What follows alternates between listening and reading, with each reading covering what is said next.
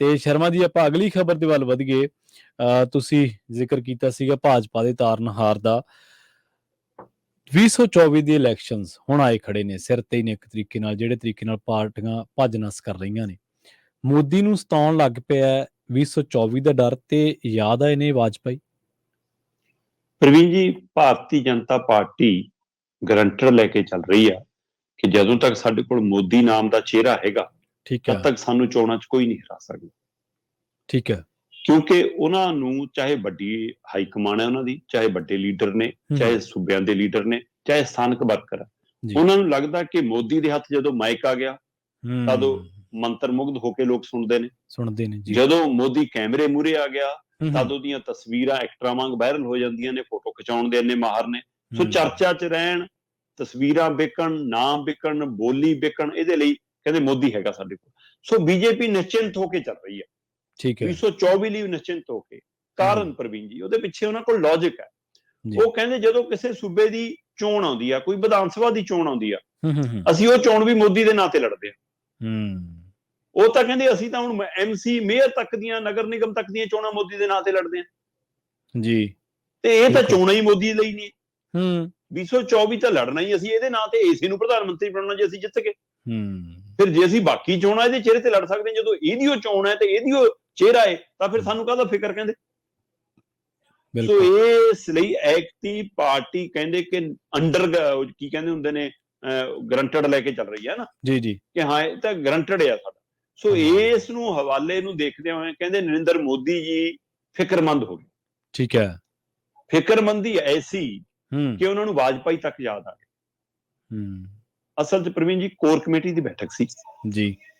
Core committee ਦੀ ਬੈਠਕ ਦੇ ਵਿੱਚ ਆਉਣ ਵਾਲੀਆਂ ਸੂਬਿਆਂ ਦੀਆਂ ਚੋਣਾਂ, ਚਾਹੇ ਉਹ ਮੱਧ ਪ੍ਰਦੇਸ਼ 'ਚ ਨੇ, ਚਾਹੇ ਉਹ ਰਾਜਸਥਾਨ 'ਚ ਨੇ, ਚਾਹੇ ਉਹ ਕਰਨਾਟਕਾ ਨੇ, ਚਾਹੇ ਉਹ ਛੱਤੀਸਗੜ੍ਹ ਨੇ, ਉਹਨਾਂ ਚੋਣਾਂ ਨੂੰ ਲੈ ਕੇ ਚਰਚਾ ਹੋਈ। ਠੀਕ ਹੈ, ਖਾਸ ਕਰ ਪਤਾ ਲੱਗ ਰਿਹਾ ਮੱਧ ਪ੍ਰਦੇਸ਼ ਔਰ ਰਾਜਸਥਾਨ ਦੀਆਂ ਚੋਣਾਂ ਨੂੰ ਲੈ ਕੇ ਬੀਜੇਪੀ ਬਹੁਤ ਗੰਭੀਰ ਆ, ਪੂਰੀ ਤਿਆਰੀ ਆ। ਸੋ ਉਹ ਸਾਰੀਆਂ ਚਰਚਾਵਾਂ ਜਦੋਂ ਹੋਈਆਂ, ਉਸ ਦੌਰਾਨ 24 ਦੀ ਚਰਚਾ ਵੀ ਛਿੜ ਗਈ ਜੀ। ਤੇ ਕਹਿੰਦੇ ਕੋਰ ਕਮੇਟੀ ਦੀ ਬੈਠਕ 'ਚ ਲੀਡਰ ਬੋਲੀ ਗਏ, ਨਰਿੰਦਰ ਮੋਦੀ ਚੁੱਪ ਕਰਕੇ ਸੁਣੀ ਗਏ। ਠੀਕ ਹੈ, ਤੇ ਜਦੋਂ ਸਾਰੇ ਬੋਲ ਹਟੇ ਤੇ ਬਾਕੀਆਂ ਲਈ ਉਹਨਾਂ ਨੇ ਕਹਿੰਦੇ ਸੰਖੇਪ ਦੇ ਵਿੱਚ 1.5 ਤੋਂ 2 ਮਿੰਟ ਦੀ ਕੋਈ ਟਿੱਪਣੀ ਕੀਤੀ।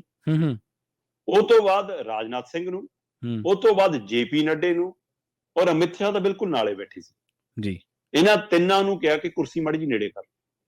ਠੀਕ ਹੈ, ਇਹਨਾਂ ਤਿੰਨਾਂ ਨਾਲ ਕਹਿੰਦੇ ਨਰਿੰਦਰ ਮੋਦੀ ਨੇ ਨਿੱਜੀ ਤੌਰ ਤੇ ਘੁਸਰ-ਮੁਸਰ ਕੀਤੀ ਤੇ ਉਹ ਘੁਸਰ-ਮੁਸਰ 'ਚ ਕਹਿੰਦੇ ਨਿਕਲ ਕੇ ਆਇਆ ਕਿ ਜਿਵੇਂ ਮੈਂ ਗੱਲਾਂ ਸੁਣ ਰਿਹਾ ਆਪਣੇ ਲੀਡਰਾਂ ਦੀਆਂ, ਤੇ ਇਹਨਾਂ ਨੂੰ ਤਾਂ ਲੱਗ ਰਿਹਾ ਕਿ 24 'ਚ ਵੀ ਆਪਣੀ ਸਰਕਾਰ ਬਣੀ ਹੋਈ ਹੈ।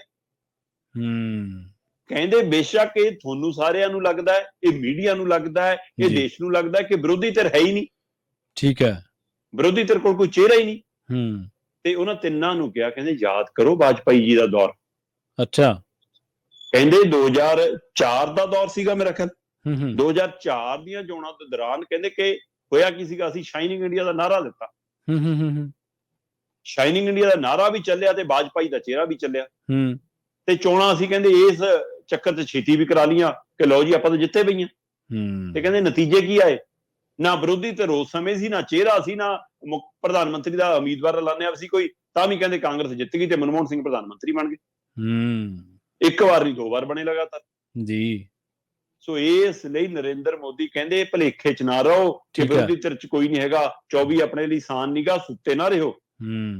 ਸੋ ਇਸ ਲਈ ਆਪਣੇ ਰਾਜਨੀਤਿਕ ਹਥਿਆਰ, ਆਪਣੇ ਰਾਜਨੀਤਿਕ ਤੀਰ ਕਮਾਨ, ਆਪਣੀਆਂ ਸਰਕਾਰੀ ਯੋਜਨਾਵਾਂ, ਆਪਣੀਆਂ ਲੋਕ ਲੁਭਾਊ ਯੋਜਨਾਵਾਂ ਤੇ ਵੰਡ ਪਾਊ ਨੀਤੀਆਂ ਨੂੰ ਹੋਰ ਧਾਰ ਕਰ ਲੋ ਜੀ। ਸੋ ਇਸ ਲਈ ਕਹਿੰਦੇ ਉਚੇਚੇ ਤੌਰ ਤੇ ਨਰਿੰਦਰ ਮੋਦੀ ਨੇ ਰਾਜਨਾਥ ਸਿੰਘ, ਜਿਹੜੇ ਕਿਸੇ ਸਮੇਂ ਉਹਨਾਂ ਦੇ ਵਿਰੋਧੀ ਖੇਮੇ 'ਚੋਂ ਮੰਨੇ ਜਾਂਦੇ ਰਹੇ ਨੇ ਪਾਰਟੀ ਦੇ ਅੰਦਰੇ ਜੀ, ਬਿਲਕੁਲ ਅੱਜ ਕੱਲ ਉਹ ਬਿਲਕੁਲ ਖਾਸਮ ਖਾਸ ਨੇ, ਕਿਉਂਕਿ ਲਗਭਗ ਇਕੱਲੇ ਪੈ ਗਏ ਨੇ। ਅਰੁਣ ਜੇਤਲੀ ਦੇ ਜਾਣ ਤੋਂ ਬਾਅਦ, ਸੁਸ਼ਮਾ ਸਵਰਾਜ ਦੇ ਜਾਣ ਤੋਂ ਬਾਅਦ ਲਗਭਗ ਇਹਨਾਂ ਦਾ ਖੇਮਾ ਇਕੱਲਾ ਰਹਿ ਸੀ। ਇਸ ਲਈ ਇਹਨਾਂ ਨੇ ਮੈਨੂੰ ਲੱਗਦਾ ਸਰੈਂਡਰ ਕਰ ਦਿੱਤਾ ਕਿ ਲਓ ਭਾਈ ਮੈਂ ਹੁਣ ਮੋਦੀ ਵਾਲੇ ਖੇਮੇ 'ਚ। ਸੋ ਅਜੇ ਵੀ ਗਡਕਰੀ ਨੂੰ ਇਸ ਖੇਮੇ ਦੇ ਵਿੱਚ ਇੱਕ ਵਿਰੋਧੀ ਧਿਰ ਵਜੋਂ ਮੰਨਿਆ ਜਾਂਦਾ ਅੰਦਰ। ਇਸ ਲਈ ਸ਼ਾਇਦ ਗਡਕਰੀ ਦੀ ਕੁਰਸੀ ਨੇੜੇ ਨਹੀਂ ਆਈ ਜੀ। ਸੋ ਇਸ ਲਈ ਇਹਨਾਂ ਤਿੰਨਾਂ ਦੇ ਕੰਨ ਦੇ ਵਿੱਚ ਕਹਿੰਦੇ ਮੋਦੀ ਨੇ ਸੁਨੇਹਾ ਦਿੱਤਾ ਕਿ ਨਾ ਸ਼ਾਈਨਿੰਗ ਇੰਡੀਆ ਭੁੱਲਿਓ, ਨਾ ਵਾਜਪਾਈ ਦਾ ਦੌਰ ਭੁੱਲਿਓ ਕਿ ਆਪਾਂ ਜਿੱਤੇ ਹੋਏ ਮਹਿਸੂਸ ਕਰ ਰਹੇ ਸੀ, ਵਿਰੋਧੀ ਧਿਰ 'ਚ ਕੋਈ ਨਜ਼ਰ ਨਹੀਂ ਆਉਂਦਾ ਸੀ, ਉਹੀ ਕੋਈ 24 'ਚ ਹੈ। ਇਸ ਲਈ ਇਸ ਚੱਕਰ 'ਚ ਨਾ ਰਹਿ ਜਾਓ ਕਿ ਆਪਾਂ ਜਿੱਤੇ ਪਏ ਹਾਂ। ਸੋ ਇਸ ਲਈ ਆਪਣੀਆਂ ਨੀਤੀਆਂ ਤੇ ਜ਼ੋਰ ਦਿਓ, ਆਪਾਂ ਚੋਣਾਂ ਪੂਰੀ ਤਿਆਰੀ ਲੜਨੀਆਂ। ਸੋ ਇਹਨਾਂ ਅੰਦਰ ਮੋਦੀ ਨੂੰ ਕੋਈ ਡਰ ਸਤਾ ਰਿਹਾ 2024 ਤੋਂ ਡਰ ਲੱਗਣ ਲੱਗਾ। ਸੋ ਇਹ ਡਰ ਆਵਾਮ ਦੇ ਅੰਦਰ ਉੱਠ ਰਹੇ ਕੋਵਾਲ ਤੋਂ ਹੈ ਜਾਂ ਵਿਰੋਧੀ ਧਿਰਾਂ ਤੋਂ ਹੈ, ਕਿਉਂਕਿ ਪਤਾ ਨਹੀਂ ਕੱਲ ਨੂੰ ਨਤੀਸ਼ ਮਗਰ ਝੰਡਾ ਲੈ ਕੇ ਖੜੇ ਹੋ ਜਾਣ ਲੋਕ, ਪਤਾ ਨਹੀਂ ਉਹਨੂੰ ਲੱਗਦਾ ਕਿ ਕੱਲ ਨੂੰ ਮਮਤਾ ਬੈਨਰਜੀ ਨਾਲ ਬੜੀ ਬਣ ਜਾਵੇ, ਪਤਾ ਨਹੀਂ ਕੱਲ ਨੂੰ ਰਾਹੁਲ ਗਾਂਧੀ ਲੋਕਾਂ ਨੂੰ ਪ੍ਰਵਾਨ ਹੋ ਜਾਵੇ, ਪਤਾ ਨਹੀਂ ਐਂ ਵਿਰੋਧੀ ਧਿਰਾਂ ਨੂੰ ਵੋਟਾਂ ਪੈ ਜਾਣ, ਬਾਅਦ ਚੋਂ ਮੈਂ ਇਕੱਲਾ ਰਹਿ ਜਾਵੇ ਤੇ ਸਾਰੀਆਂ ਬਾਅਦ ਚੋਂ ਵੋਟਾਂ ਤੋਂ ਬਾਅਦ ਇਕੱਠੇ ਹੋ ਜਾਣ, ਪਤਾ ਨਹੀਂ ਕੋਈ ਮਨਮੋਹਨ ਸਿੰਘ ਨਵਾਂ ਜੰਮ ਪਏ। ਇਸ ਲਈ ਕੀ ਡਰ ਹੈ ਕਿ ਉਸ ਨੂੰ ਕਹਿਣਾ ਪਿਆ ਕਿ ਸ਼ਾਈਨਿੰਗ ਇੰਡੀਆ ਵੀ ਆਪਣਾ ਨਹੀਂ ਚੱਲਿਆ ਸੀ, ਵਾਜਪਾਈ ਵੀ ਆਪਣਾ ਚੱਲਿਆ ਸੀ, ਇਸ ਲਈ ਗਰੰਟਡ ਨਾ ਲਈ ਜਾਏ ਕਿ ਇਸ ਵਾਰ ਵੀ ਮੋਦੀ ਚੱਲ ਜੂਗਾ। ਸੋ ਅੰਦਰ ਮੋਦੀ ਤੋਂ ਹੀ ਡਰ ਲੱਗ ਰਿਹਾ, 2024 ਤੋਂ ਡਰ ਲੱਗ ਰਿਹਾ। ਜੀ ਦੇਖੋ ਕੁਛ ਨਾ ਕੁਛ ਤਾਂ ਇਨਪੁਟਸ ਹੋਣਗੀਆਂ ਮੋਦੀ ਸਾਹਿਬ ਕੋਲੇ ਵੀ, ਤੇ ਕੁਛ ਜਦੋਂ ਉਹ ਰੈਲੀਆਂ ਨੂੰ ਸੰਬੋਧਨ ਕਰਦੇ ਸੀ 2014 ਵਾਲਾ ਜਲਵਾਯੂ ਜੁੰਬਸ਼ ਕੁਛ ਹੋਰ ਸੀ, ਹੁਣ ਦੇਸ਼ ਕੁਛ ਹਕੀਕਤਾਂ ਤੋਂ ਵੀ ਵਾਕਿਫ ਹੋ ਗਿਆ। ਬਿਲਕੁਲ, ਤੁਸੀਂ ਦੇਖੋ ਅਗਨੀਪਥ ਦੇਸ਼ ਭਰ ਦੇ ਵਿੱਚ ਮੁਜ਼ਾਹਰੇ, ਕਿਸਾਨੀ ਬਿੱਲ, ਇਸ ਤੋਂ ਪਹਿਲਾਂ ਹੋਰ ਬਥੇਰੇ ਇਹੋ ਜਿਹੇ ਮੁਕਾਮ ਆਏ ਜਾਂ ਇਹੋ ਜਿਹੇ ਮੁਹਾਜ ਆਏ ਇਹਨਾਂ 8 ਸਾਲਾਂ ਦੇ ਵਿੱਚ ਜਿਨ੍ਹਾਂ ਨੇ ਦੇਸ਼ ਨੂੰ ਝੰਜੋੜਿਆ। ਉਸ ਲੈਵਲ ਦੇ ਬੇਸਿਕ ਐਜੀਟੇਸ਼ਨਸ ਨਹੀਂ ਹੋ ਸਕੇ ਕਿਸਾਨ ਜਿਹੜੀ ਹਿੰਦੂਵਾਦ ਦੀ ਰਾਜਨੀਤੀ ਕਰਦੇ ਨੇ। ਹਾਂਜੀ, ਹਿਮਾਚਲ ਤਾਂ ਗੜ ਸੀ ਫਿਰ। ਹਾਂ ਬਿਲਕੁਲ, ਹਿਮਾਚਲ ਨੇ ਕਿਉਂ ਧੋਇਆ? ਕਿਉਂਕਿ ਹਿਮਾਚਲ ਦੇ ਬੱਚੇ ਵੱਡੀ ਗਿਣਤੀ 'ਚ ਭਾਰਤੀ ਫੌਜ 'ਚ ਜਾਂਦੇ ਨੇ ਜੀ ਉਹਨਾਂ ਨੂੰ ਮਹਿਸੂਸ ਹੋਇਆ, ਉੱਥੇ ਸਰਕਾਰ ਦੇ ਜੋ ਕਾਰੇ ਰਹੇ ਸਾਰਿਆਂ ਨੂੰ ਮਹਿਸੂਸ ਹੋਇਆ। ਜੀ ਉਹਨਾਂ ਨੇ ਬਦਲ ਕੇ ਪਰੇ ਮਾਰੀ। ਬੇਸ਼ੱਕ ਮੌਜੂਦਾ ਸਰਕਾਰ ਉਹ ਤੋਂ ਵੀ ਸਿਰ ਹੈ ਜੀ, ਕਹਿੰਦੇ ਜੀ ਪਾਣੀ ਚੋਂ ਬਿਜਲੀ ਲੈਣੀ, ਉਹਦੇ ਪ੍ਰੋਸੈਸ ਲਾਤਾ ਸੀ। ਹੁਣ ਸਾਡਾ ਇੱਕ ਤਰ੍ਹਾਂ ਨਾਲ ਸਿੱਧੇ ਤੌਰ ਤੇ ਦਿਖਾਤਾ ਕਿ ਪਾਣੀ ਸਾਡਾ ਹੈ, ਜਦੋਂ ਕਿ ਦਰਿਆਵਾਂ 'ਚ ਬਹਿੰਦਾ ਪਾਣੀ ਜਿੱਥੋਂ ਲੰਘਦਾ ਉੱਥੇ ਉਹਦਾ ਬਿਲਕੁਲ, ਜਿਹਦੀ ਧਰਤੀ। ਇਸ ਲਈ ਇਹ ਕਾਂਗਰਸ ਦੀ ਸਰਕਾਰ ਨੇ ਵੀ ਨਵਾਂ ਚੰਨ ਚਾੜਤਾ। ਪਰ ਅਫਸੋਸ ਮੈਨੂੰ ਉਹਦੇ ਨਾਲੋਂ ਵੀ ਜ਼ਿਆਦਾ ਇਸ ਗੱਲ ਦਾ ਕਿ ਪੰਜਾਬ ਦੇ ਮੁੱਖ ਮੰਤਰੀ ਸਾਹਿਬ ਉਸ ਮੁੱਦੇ ਤੇ ਬੋਲਣ ਦੀ ਬਜਾਏ ਰਾਜਸਥਾਨ ਆਪ ਲਈ ਵੋਟਾਂ ਮੰਗਣ ਚਲੇ ਗਏ, ਤੇ ਵਿਰੋਧੀ ਧਿਰ ਆਪਣੇ ਹੋਰ ਮੁੱਦਿਆਂ ਤੇ ਬੋਲ ਰਹੇ ਨੇ। ਇਸ ਮੁੱਦੇ ਤੇ ਕੋਈ ਬੋਲਦਾ ਨਹੀਂ ਕਿ ਭਾਈ ਪੰਜਾਬ ਦੇ ਉੱਤੇ ਇੱਕ ਨਵਾਂ ਧੋਖਾ ਹੋਣ ਜਾ ਰਿਹਾ ਪੰਜਾਬ ਨਾਲ। ਸੋ ਇਸ ਗੱਲ ਤੇ ਗੌਰ ਹੀ ਨਹੀਂ ਕਿਸੇ ਦਾ। ਜੀ